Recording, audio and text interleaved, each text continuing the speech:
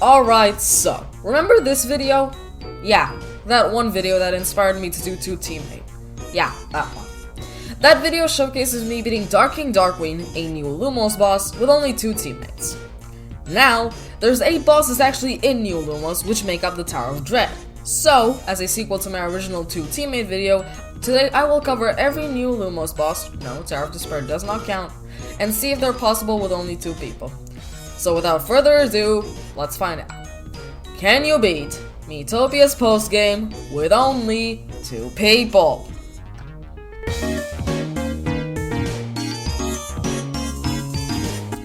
Now, something you need to keep in mind is that I beat all 8 of these guys with level 50s, meaning that I basically smashed through the first 6, and only Evil Sage and Dark Sun were moderately challenging, with the latter being the only reason I'm making this.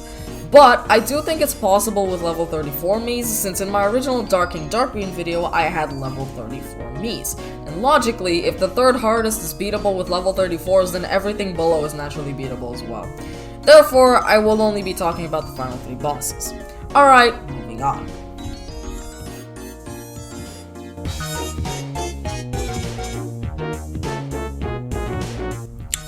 So the only reason I'm even covering Dark King Darkwing is because during this refight, I found out you can go above 999 damage in this game. The way I got it is with Praise and Mage's Horseplay. Take a look.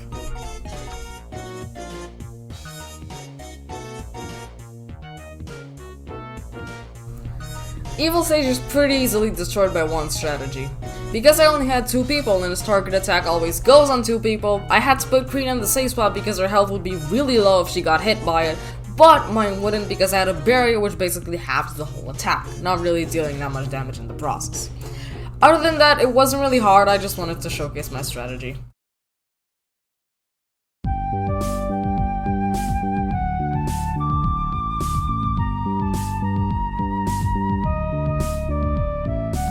Okay, this boss has to have one of the biggest difficulty spikes I've ever seen in a challenge run. Like, I was able to breeze all the way through the other bosses and Evil Sage wasn't super bad, so to see a difficulty spike this massive is kinda weird. Anyways, this boss is really freaking hard. So, in my tips and tricks on Tower of Dread video, I said that it is a really dumb move to try to beat the Tower of Dread without a cleric, Giga Res and overall healing being my point. Now, I, like a massive idiot, tried all these bosses with a pair of Mage and Princess, meaning my only sources of healing would be Sprinkles, Safe Spot, and the Mage's Sleep type, which I never used throughout any of these fights anyway.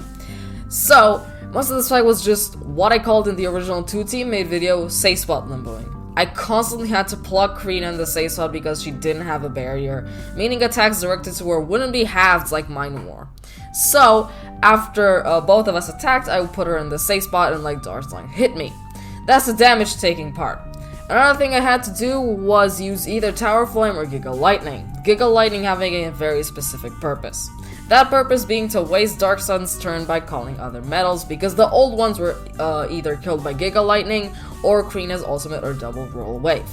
Another thing I had to do throughout the fight is Hyper Krina. Due to me being a magic attacker, using Hyper Sprinkles on me would be a really dumb move because I could always deal more damage with Tower Flame.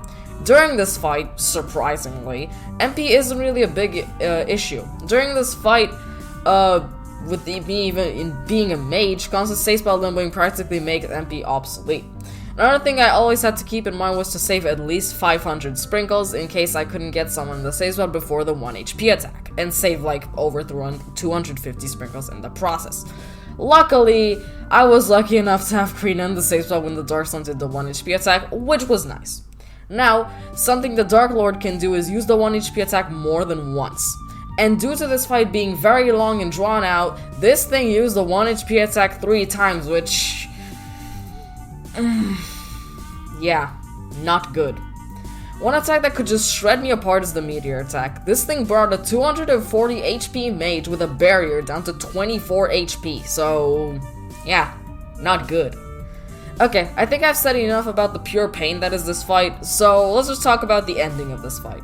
The Meteor attack combined with a normal attack was enough to kill me, thus Krina was taken out of the safe spot. Next turn, the Dark Sun finishes off Green at 2. Then, by some miracle, Resurgence happens. I get up, and somehow the horse also wants to join in. So, due to me still having MP sprinkles, I got myself up to full MP and used Mage's Horseplay, which finished it off. Excuse me, what the hell? How did that happen? Like, how? What? Anyway, I'm never playing Dark Sun without a healer ever again. Also, this is the first time I will have ever said this in a video, but I uploaded the full battle to my second channel, which I will link in the outro. Anyways, that's the whole post-game beats, and thank the god. Thanks for watching.